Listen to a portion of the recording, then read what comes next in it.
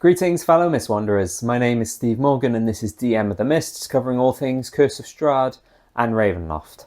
I recently finally got hold of the 2024 core books, including this bad boy, the Monster Manual, the new Monster Manual for the new rule set. Now, as you can imagine and may already know, the new Monster Manual simply updates the vast majority, I think, of all the monsters in the original Monster Manual, the 2014 one. But there are some new monsters altogether. So this video is going to look at ones that you could potentially add to a Ravenloft campaign, give a few examples, say what domains it might fit, or certain NPCs, certain characters, certain Darklords. And yeah, I should stress, some of them are not brand new. They are brand new, but they are variants of something that already exists, but they're still technically a brand new stat block and may come in handy. I'm still running a 2014 game, so I run Curse of Strahd, and it led into a wider Ravenloft domain hopping campaign. So I'm not sure if I would use some or all of these, but see what you think, or if you're running a 2024 game, these might come in handy. And I've been wondering about doing a Curse of Strahd version of this, but it's quite complicated because it involves homebrewing, it involves adding monsters or changing monsters. Obviously the campaign was written with 2014, back in the days of 2014 rules, and obviously it's still compatible with the new rules, I would hope. But to use new monsters, like I remember on the Curse of Strahd subreddit, people were talking about the Vampire Familiar, which I'll talk about later. That would be a cool thing to add, but you're going to have to either change somebody or add somebody, and that has its own complications. So still deciding on that video, but I thought I'd do this one for now. Got a list of about 10. I'm going to run through them all A to Z, except for the 10th one, which is probably it's my wildcard choice, my silly choice, my favourite choice. But yeah, it'll be A to Z for the first 9, and then the 10th is the dramatic reveal. Okay, so the first one, Arch-hag. So we've got a stronger boss type hag creature now. In the original Monster Manual, you had green hag, sea hag, night hag, I want to say they were, off the top of my head. And then other books introduced other variations, but now we've got an Arch-hag.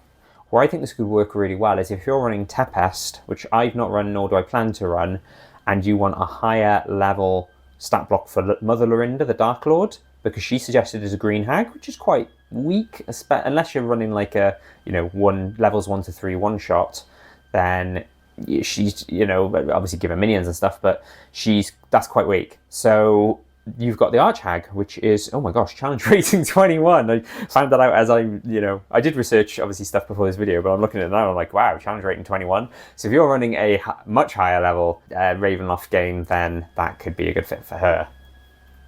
Number 2, Cultists. Now, not the most exciting stat block, but a good one to have in a Ravenloft game, I feel. Originally, there was, to my knowledge, just the Cultist and the Cultist Fanatic, or Cult Fanatic, which are quite weak. I like the Cult Fanatic because it had like some spells, and I thought they were good fun, and there's a few of them in Curse of Strahd. But the new Monster Manual has a total of 7 Cultist stat blocks. There's 5 new ones. There is the Cultist Hierophant, which, oh, by the way, if I'm looking down here, it's because I've literally got the book here.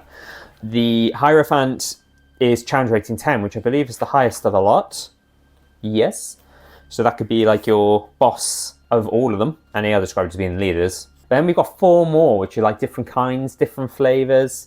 You've got an Aberrant Cultist, align themselves with people like, monsters such as Aboleths and Mind Flayers. Death Cultist, goes without saying. Elemental Cultists, and Fiend Cultists as well. So I'm getting Warlock vibes. I'm looking at some of the spells and some of the stuff they do. There are elements of Warlock, which is pretty cool. Always a fan of Warlock enemies and Warlocks in general.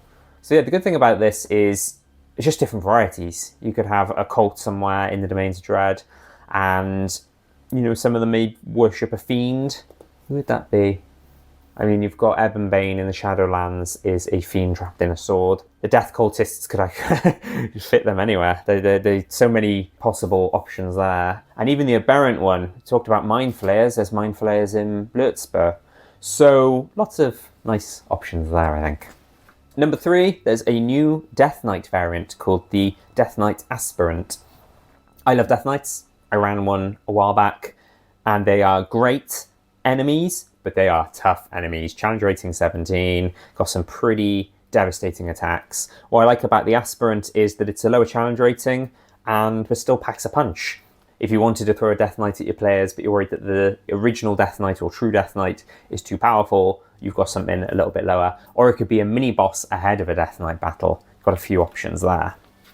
Number 4, there's a new version of a Ghast called a Ghast Gravecaller. It's challenge rating 6, so stronger than your average regular Ghast. And to be honest with you, it only has a few additional things it can do. It's got a horrific necrosis attack, which can frighten people. And that can be, instead of just a claw attack, it can do 2 of those, or 1 horrific necrosis, 1 claw. And it's got a few spells as well. But what it could be cool is if you are planning a Ghast encounter, then this is like the boss of the Ghasts, maybe. It does say they pose as liches of vampires as well, so it could be a little sort of side quest your players are given in one of the towns or villages. They think there's a lich or vampire nearby, but it's actually a Ghast Gravecaller. I'm going to run and do a video about the Shadowlands in the future, and I understand that the Shadowlands has ghouls and ghasts as a lot of its monsters, so I'd be thinking of somewhere like that. But to be honest, they can kind of fit everywhere. And following that, number 5, there's a new Ghoul variation. I can't find a pronunciation of this online. Apparently it's Lacedons. It looks like Lacedon. I'm going to say Lacedon. Lacedon Ghoul. They're described as being aquatic ghouls, arise from the corpses of greedy pirates. 2 places immediately spring to mind. The Sea of Sorrows, for obvious reasons. It's evil pirate, gothic pirates setting. And also Lemordia, which I did a video on recently. There's seafaring elements to Lemordia, there's sailors, there's ships. Pirates could fit. I'd probably expand it to be like any sort of sailors or any sort of death by sea, and they come and rise from that. They also have an icy bite, which kind of especially makes me think of Lemordia, because Lemordia is icy and snowy. Number 6, this is probably the least sexy of the lot, so apologies in advance, but I think it's important. And I've bundled a few together here. Humanoid NPC variants. So when Van Richten's Guide came out, I understand that some people were disappointed because some of the stat blocks for some of the Dark Lords were a bit underwhelming. Some of them were nobles, like Ivan Delisnia from Borka, Madame Eris from Darkon. Spy Master was given to Victor Mordenheim in Lemordia, and Ivana Baritzi also in Borka. Borka's got 2 Dark Lords. And Vladeska in Folkovnia was a knight. Now, these are very low, weak stat blocks, even the knight to an extent, noble especially. And I think I talked about this in another recent video. I guess the people writing Van Richten's Guide assume that as a bare minimum you own just that and the monster manual, so there's not many places to draw from. And to an extent it might be okay if you're running like a level 1, level 2 one-shot, where, you know, one of these with a few minions is the boss. It still feels quite weak. And I know there's people who make their own stat blocks or use other sources for stat blocks, but the cool thing about this new monster manual is that we now have higher challenge rating versions of some of these. There is the Questing Knight. So the Knight is challenge rating 3, the Questing Knight is challenge rating 12. That could be good for Vladeska. Although I like the Blackguard, and when I ran Folkovnia, I used the Blackguard from, I want to say, Volo's Guide to Monsters, updated in Monsters of the Multiverse. I thought that fit well, but you've got this as well, or instead. In addition to the Noble, which is just challenge rating 1/8, teeny tiny challenge rating, you've also got the Noble Prodigy, challenge rating 10. And they can cast spells, including as a reaction twice a day, they can use Shield. Quite cool. If you're running a higher level Borka campaign, you could potentially use that for Ivan instead of the standard Noble. And for spies, and I did say this in my Lemordia video, for Victra, I would probably recommend a different stat block anyway. But in addition to the spy challenge rating 1, we now have the Spy Master challenge rating 10, which has a smoke bomb. They can use one as a day for a dramatic exit. I like that. So what I'm getting at is you've got a bit more flexibility in if you're running some of these domains at higher levels than, levels 1 to 2. You might be able to use one of the sort of higher level, higher challenge rating stat blocks compared to what's suggested in Van Richten's Guide. So it's nice to have that variety and that flexibility. There are other humanoid NPC stat blocks that I believe are brand new. I think the Warrior, I'm just trying to find it now. Where's it gone? Here we go. Yes, there's one called Warrior that has 3 versions of stat block. Warrior Infantry, Warrior Veteran, Warrior Commander. Warrior Commander could be a good option for, say, something like Vladeska as well, or instead.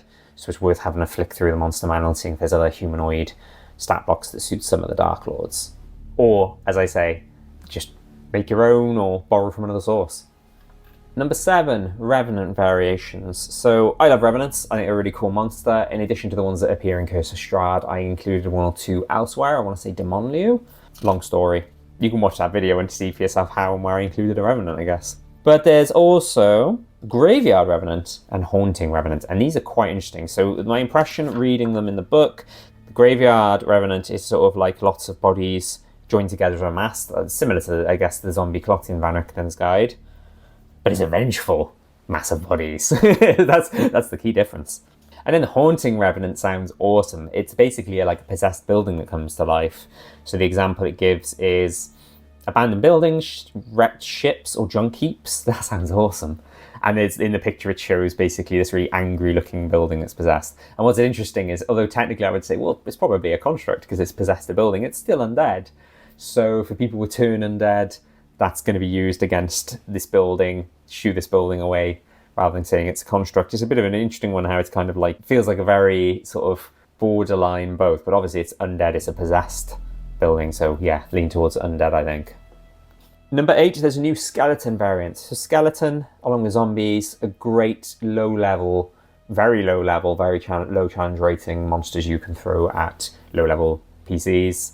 There's obviously the Warhorse skeleton and Minotaur skeleton from the original Monster Manual, and they've been updated, but there is now a flaming skeleton which is challenge rating 3. So if you want to throw something a little bit stronger in players, you know, that without going to the efforts of other monsters entirely, you could consider that. It's flavor text says that they burn with unbridled necrotic energy, so that's cool. Sounds like a necromancer boss with flaming skeletons as minions. And when they die, they explode. Death burst. Dexterity saving throw, or fire damage. Nice. Oh, and they also illuminate. So you could have them walking down this dark corridor, and then it lights up and you see these monsters come in, and it's these flaming skeletons walking around like little portable torches. Nice. Number 9, vampire variants. So you've still got your classic vampire and vampire spawn, but there are a few new stat blocks. The vampire familiar, living person who's charmed, or, you know, with somebody who wants to become a vampire one day. I'm getting obviously strong vibes of Guillermo, What We Do in the Shadows. I'm still watching the final season, no spoilers please. And yeah, so a vampire familiar makes sense. Vampire Nightbringer, born of necrotic rituals, planes of existence suffused with negative energy. So that's cool, nice sort of variety. What are they? CR8, so not as strong as a true vampire, but stronger than a vampire spawn. And Vampire Umbral Lord as well, which is challenge rating 15. And I wondered if this was just like a spellcaster variant of the vampire, similar to like what Strahd is. It's got some interesting and unique attacks. Sanguine Drain as a bonus action. So it doesn't need to bite somebody, it can just do that and absorb HP. Hunger of Hadar, love that spell. And it's got a few legendary actions as well. I mean, there's obviously a few options where vampires work well, but the best one that jumps to mind is the Karjat in Darkon. They are a vampire secret police. It does talk about how, in Van Richten's Guide and other sources, how, you know, the person at the top is a vampire, and maybe some of the lieutenants and main people are vampires, and people starting at the bottom could be the vampire familiars.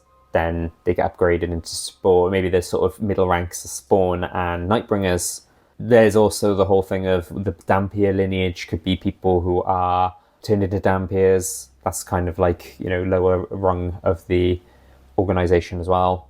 But yeah, there's lots of fun you can have there. So if you're running Darkon, you've got lots of different flavour there from the official main Monster Manual book of different vampires.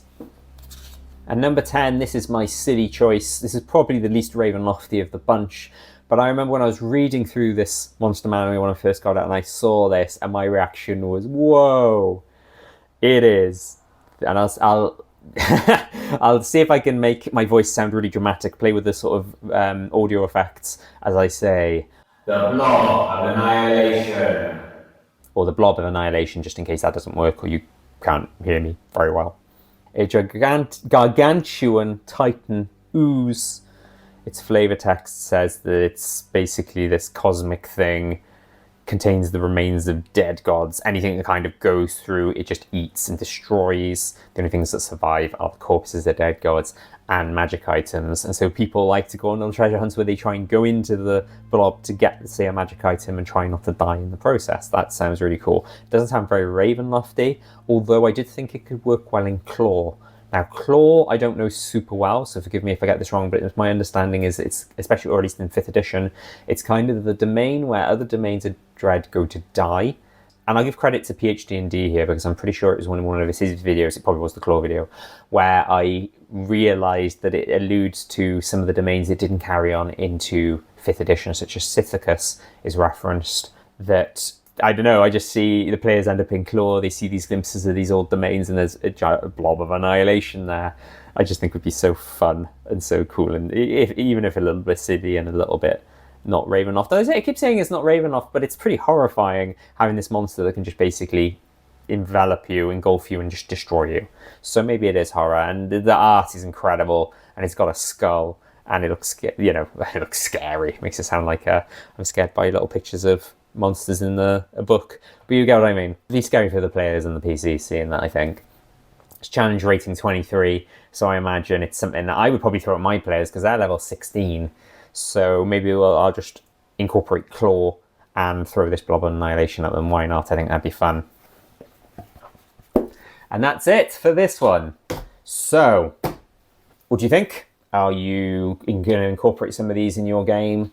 Are you running a 2024 rules game? I'd be interested to know. I know of a couple of people who are running Curse of Strahd games, but it's still early days. I still haven't heard major feedback on how it's going for those people. I don't think I know anyone running a Ravenloft game in the 2024 rules, so I'd be very keen, very interested to know how that goes. If you've run one-shots, please leave comments. Did you use some of these monsters that I've suggested? Please share your thoughts. Next videos, I've teased this a few times on the Curse of Strahd front. It's going to be my 4th Controversial 3 video. Yes, I know that sentence doesn't make sense. I had 3 controversial videos, which are called the Controversial 3 because it's a play on the Ladies 3, the Fanes of Barovia. But I've got a 4th one, so I'm going to have to call it the Controversial 4. So I'll probably do the next Curse of Strahd video. Ravenloft, I'm not sure. I have a list somewhere of ideas. I haven't got it to hand, obviously. But I guess if you want to find out, please subscribe if you haven't already. And please keep an eye on what videos come out in the future. Thank you, Mist Wanderers.